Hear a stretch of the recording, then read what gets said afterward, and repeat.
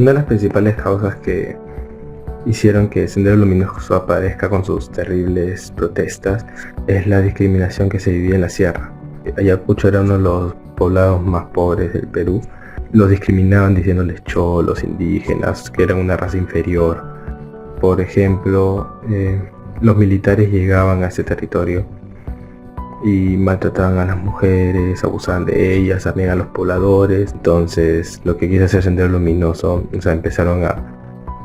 ya estaban hartos y empezaron a protestar de otra forma, que era yendo a estos poblados, matándolos y dándole a entender al gobierno de que ellos eran algo serio, de que no estaban jugando y de que querían reclamar que haya igualdad para todos, porque no era justo que maltraten a los poblados solo por ser inferiores a ellos.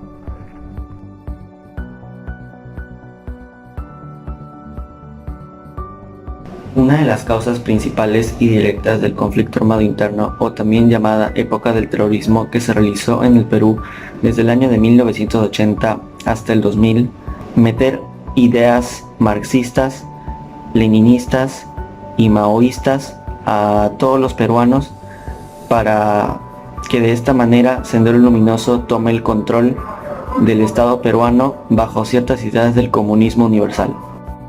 Abimael Guzmán consiguió expandir estos pensamientos en todo el Perú, ya que sus seguidores se infiltraban en diversas universidades para enseñar estas ideas a las mentes jóvenes y vulnerables.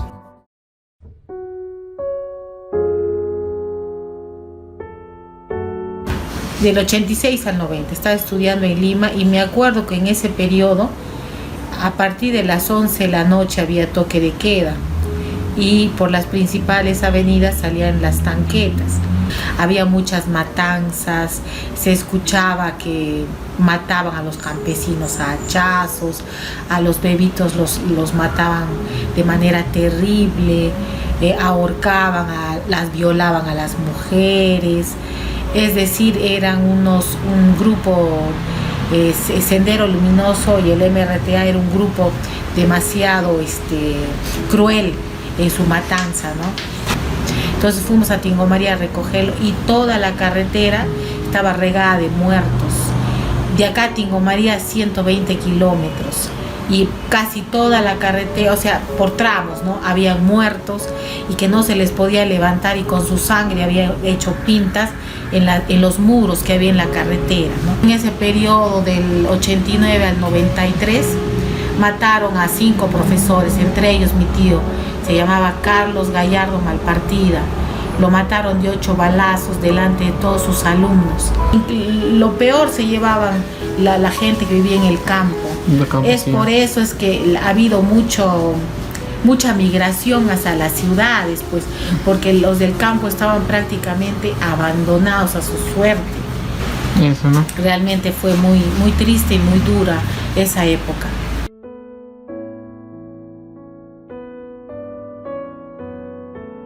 Hola, soy Ana Lucía Tunaiñaña y el día de hoy quisiera que me hables acerca de cómo viviste en la época del conflicto interno aquí en el Perú. En primer lugar, ¿cómo te llamas? ¿Y cuántos años tienes? Soy Cris Aquije, tengo 43 años. ¿Cómo vivías en esa época y de qué manera te afectó a ti? Mi padre trabajaba en ese tiempo en lo que era Canal 9, que hoy día es ATV, y en esos tiempos atacaban mucho a periodistas, a canales de televisión. Para ese tiempo habían volado el Canal 2, que está en San Felipe, y nosotros como hijos, mi hermana y yo, con mi madre, teníamos temor de si iba a regresar o no iba a regresar vivo. En ese tiempo seguían a gente que estaba encargada de prensa, gente que hacía reportajes en contra del terrorismo de Sendero Luminoso, del MRTA.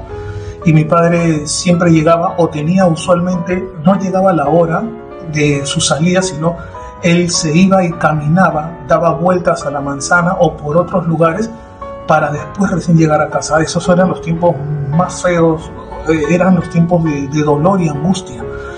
Otra de las etapas que marcó mucho mi vida era que nosotros vivíamos en la avenida Alfonso Ugarte, frente a la prefectura de Lima, y era uno de los lugares que el terrorismo en ese tiempo quería atacar mucho. Nosotros vivíamos al frente y a veces cada acto vandálico terrorista y era terrible. Esos tiempos han sido tiempos realmente no se pueden olvidar a pesar de los años. Tiempos de dolor, de angustia y de muchas lágrimas.